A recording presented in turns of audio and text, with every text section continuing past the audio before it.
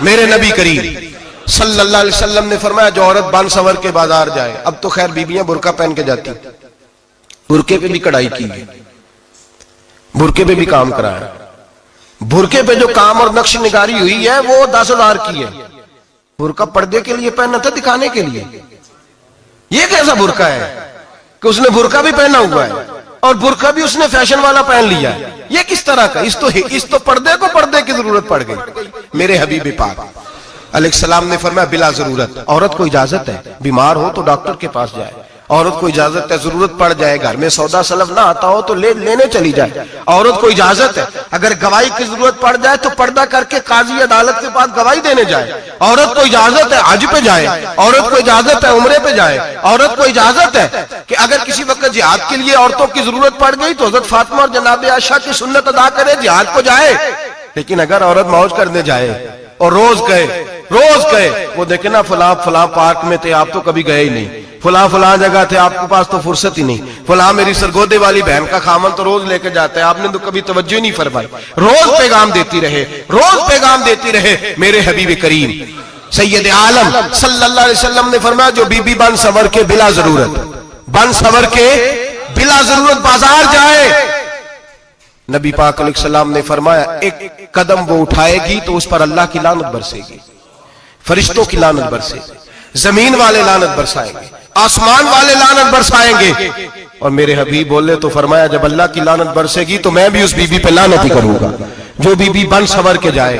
اور آگے سن لیں میرے حبیب نے فرمایا اگر اس کا خامد راضی ہو اس کے بن سور کے بازار جانے پہ، آپ ناراض ہو جائیں، اللہ کرے اس بات پہ ہو ہی جائیں اور اللہ کرے بدل جائے نظام، جو خامد خود میک اپ کرا کے تیار کرا کے پارٹی میں لے کر کے جائے، جو سامنے والی فرنٹ سیٹ پہ خود بغیر نقاب کے اس کو بٹھائے، جو موٹر سائیکل کی پشت پہ خود تیار کرا کے بٹھائے اور جو خود کہے تو چلی جانا جا تو شادی بھی تو دیکھا فلاں کام بھی تو کرا میں آزاد ہوں۔ میرے حبیب نے فرمایا جس کی بیوی بن سور کے جائے، جس کی بیوی میک اپ کر کے جائے، چیلم پہ بھی بیوٹی پارلر سے ہو کے جاتی ہے، جس کی بیوی بن سور کے نکلے وہ راضی ہو، وہ خوش ہو۔ بعض ایسے منع کرتے ہیں، ناراض ہوتے ہیں، وہ گناہ صرف عورت کے ذمے ہے، لیکن اگر عورت بن سور کے نکل رہی ہے اور خامد راضی ہے، وہ کہتا ہے ہاں ہم ماڈرن ہیں، ہم جدید دور کے ہیں، ہاں جدت اسی کا نام ہے، ہاں لوگوں کو پتہ کیسے چلے گا ہمارے پاس پیسے ہیں، کیسے پتہ چلے گا کہ 3 گاڑیاں ایک ابا جی کے پاس ہے، ایک بیٹی کے پاس ہے، ایک بیوی کے پاس ہے، کیسے پتہ چلے گا کہ ہم بہت تعلقات والے، ابا جی فلاں شادی پہ، بیٹی فلاں گھر میں اور بیوی فلاں گھر چلی گئی، ہمارے تعلقات زیادہ ہے اس لیے ہمیں زیادہ جانا پڑتا ہے۔ میرے حبیب کریم علیہ السلام نے فرمایا عورت بن سور کے جائے، خامد راضی ہو، وہ جتنے قدم اٹھائے گی اتنے ہی اپنے خامد کے لیے جہنم میں مکان تعمیر کرے گی۔ فرمایا اس کے خامد کے لیے اتنے مکان دوزخ میں تیار ہو گئے، وہ جلایا جائے گا، وہ تپایا جائے گا، وہ جہنم کی آگ کا ایندھن بنے گا۔ اور میں نے شاید آپ کو درجنوں بار حدیث سنائی ہو، میرے کریم رسول نے فرمایا بی بی ایک ہوگی پر 4 آدمیوں کو جہنم میں لے کے جائے گی۔ یا رسول اللہ کس کو؟ فرمایا باپ نے پردے کا نہیں کہا تو باپ بھی دوزخ میں جائے گا، اگر بھائی نے پردے کا نہیں کہا تو وہ بھی دوزخ میں جائے گا، شوہر نے پردہ نہیں کرایا تو وہ بھی جہنم میں جائے گا، وہ بیٹا جو کہتا تھا نا 1.25 لاکھ کا موبائل لینا ہے تو اماں نے گھر کے اندر شور ڈال دیا، مجبور کیا خامن کو لے کر کے دیا، اس بیٹے سے پوچھا جائے گا تو ساری ضدیں اماں سے منواتا تھا، یہ تو نے کیوں نہیں کہا پردہ کر لے؟ اور اب تو بی بی ذرا 40 سال کی ہوتی ہے تو کہتی ہے میری خیر ہے میں بوڑھی ہو گئی ہوں، میری خیر ہے، روٹیاں ساری کھاتی ہوں باقی سارے کاموں میں جوانوں کی طرح ہوں، پردہ نہیں میں نے کرنا، میری خیر ہے، فلانا تو میرے بیٹے کی طرح۔ ظلم کی حد ہے، ظلم کی حد۔ کزن ایک دوسرے سے ہاتھ ملاتے، کزن وہ کس مصیبت کا نام ہے؟ کہتے ہیں یہ بھائی ہے، او بھائی یہ بھائی ہوتا تو اس سے نکاح ناجائز ہوتا، اب چونکہ اللہ نے اس کے ساتھ نکاح کو حرام رکھا ہے تو یہ تمہارا بھائی ہو سکتا؟ میرے رسول کریم صلی اللہ علیہ وسلم نے فرمایا سور نجس العین ہے، کتا بالکل ناپاک نہیں ہوتا، کتا بھیگ جائے تو بعد اوقات ناپاک ہوتا ہے، یا کتے کے منہ سے تھوک نکلے تو ناپاک ہوتی ہے، سور نجس العین ہے، پورا ناپاک، خشک بھی ہو تو ناپاک ہے۔ میرے حبیب پاک علیہ السلام نے فرمایا ایک سور ہو وہ پہلے ہی ناپاک، اور دوسرا پھر وہ سور گند میں لپٹا ہوا ہو، غلاظت سور کو لگی ہوئی ہو۔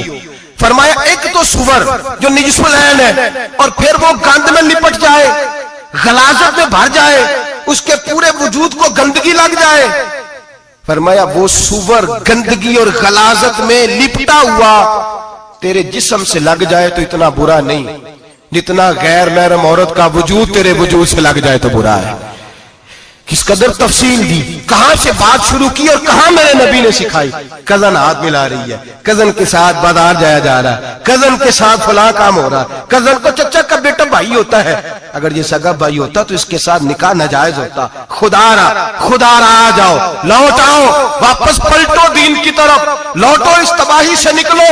یہ جو آگ ہے, یہ جو بے سکونی ہے, یہ جو تماشا ہے, یہ لاکھوں کمانے کے باوجود جو بے برکتی ہے, یہ بڑی بڑی فوجوں کے باوجود جو روز میتیں اٹھتی ہیں, یہ جو روز جنازے پڑے جاتے ہیں, یہ جو روز بیٹیاں بیوہ ہوتی ہیں, یہ جو روز ماؤں کے سہاگ لٹتے ہیں, یہ ہماری نافرمانیاں ہیں. ہم دین کے معاملے میں ہم لوگوں نے نرمی شروع کر دی ہے. ہم اللہ اور اس کے رسول سے بغاوت کرنے لگے ہیں. میرے حبیب کریم سید عالم نور مجسم شفیع معظم صلی اللہ علیہ وسلم نے فرمایا زنا صرف شرمگاہ کا نہیں ہوتا.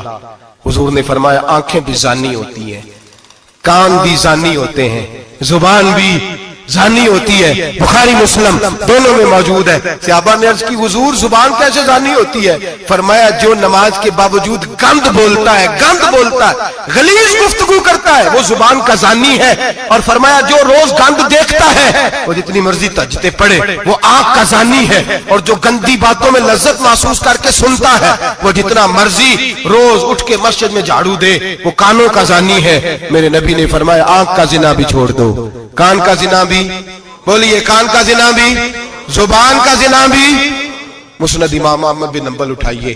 ایک صحابی نے عرض کی حضور نماز میں دل نہیں لگتا, میرا قرآن پاک میں دل نہیں لگتا, درود و سلام میں دل نہیں لگتا. آمنہ کے معصوم لال نے کیا جواب دیا؟ حضور نے فرمایا جا اپنی نظر جا کے پاک کر لے, اللہ کے نبی کا وعدہ ہے تیرا سجدے میں دل لگنے لگ جائے گا. جا اپنی آنکھ کو طہارت دے, وضو کرا, نظروں کو پاک کر, اللہ کے رسول کا وعدہ ہے تیرا قرآن پاک میں دل لگے گا. جا کے اپنی نظر کو پاک کر, وعدہ ہے تیری زبان پہ درود و سلام جاری ہو جائے گا, اللہ کا ذکر جاری ہو جائے گا. میرے بھائیوں, عورت کا پردہ, عورت کا حجاب دین میں اسی طرح فرض ہے جس طرح نماز فرض, جس طرح روزہ فرض ہے, جس طرح زکوٰۃ فرض ہے, اسی طرح عورت کا پردہ بھی فرض ہے. اگر کسی گھر میں عورت پردہ نہیں کرتی, اس گھر کے مکین سارے اللہ کے حضور جواب دے ہیں. میرے حبیب کریم علیہ السلام نے جس عورت کو پسند کیا, جس عورت کی تعریف کی, جس عورت کی بابت میرے نبی نے ارشاد فرمایا, اور بڑے خوبصورت لفظ ہیں صاحب احکام القرآن نے لکھے ہیں. میرے حبیب پاک نے صحابہ کی محفل سجائی, مجمع کھچا کھچ مسجد بھر گئی. حضور نے فرمایا بول کے بتاؤ خیر النساء کون سی ہے, عورتوں میں سب سے اچھی بی بی کون سی ہے, بول کر کے بتاؤ. حضرت صدیق اکبر سے لے کر مولا علی تک, حضرت علی سے لے کر جناب بلال تک, حضرت سلمان فارسی سے لے کر عبداللہ مزنی تک بھرا پڑا ہے مجمع. حضور نے فرمایا بولو سب سے اچھی عورت کون ہوتی ہے؟ ایک صحابی کہنے لگے حضور جس کی نماز قضا نہ ہوئی ہو. فرمایا وہ بھی اچھی ہے پر تم میری مراد کو نہیں پہنچے. ایک نے کہا حضور جو خامد کی تابعدار ہو. فرمایا وہ بھی اچھی ہے پر تم میری مراد کو نہیں پہنچے. ایک صحابی نے کہا یا رسول اللہ جو پاک دامن ہو. حضور نے فرمایا تم میری مراد کو. حضرت علی فرماتے ہیں جب سب کے جواب غلط ہو گئے تو میں, قد میرا چھوٹا تھا, میں پیچھے بیٹھا تھا, میں گردن جھکا کے پیچھے سے نکل گیا. سیدہ طیبہ طاہرہ حضرت فاطمہ الزہرا رضی اللہ تعالی فرماتے بی بی صاحب کے پاس پہنچا. میں نے کہا فاطمہ حضور نے سوال کیا ہے. تو حضرت فاطمہ بھی گویا مسکرا کے کہنے لگی علم کے شہر کے دروازے تو آپ ہی ہیں, تو آپ یہاں آ گئے. کہا حضور نے سوال کیا ہے اور مجھ سے لے کر ابو بکر عمر عثمان غنی تمام کو کسی کو جواب نہیں آیا. حضور نے پوچھا بہترین عورت کون ہوتی ہے, بہترین خیر النساء, بہترین بی بی کون ہوتی ہے؟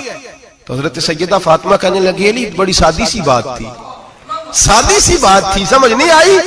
کہ فاطمہ بتلا دو اتنی سادی ہے. تو حضرت فاطمہ کہنے لگی سب سے بہترین عورت وہ ہوتی ہے نہ کبھی غیر محرم نے وہ بی بی دیکھی ہو.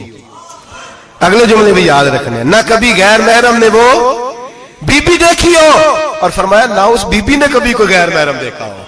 صرف مرد پہ پابندی نہیں کہ وہ عورت نہ دیکھے, فرمایا عورت پہ بھی پابندی ہے کہ وہ بھی غیر محرم کا چہرہ نہ دیکھے؟ فرمایا بی بی نے بھی غیر محرم نہ دیکھا ہو، وہ خیر النساء ہے، وہ سب سے اعلیٰ۔ حضرت علی کہتے میں جھٹ سے آیا، پیچھے بیٹھا، بات ابھی جاری تھی، میں نے ہاتھ کھڑا کر دیا، میں نے کہا حضور میں بتاؤں؟ نبی پاک نے فرمایا بتلا۔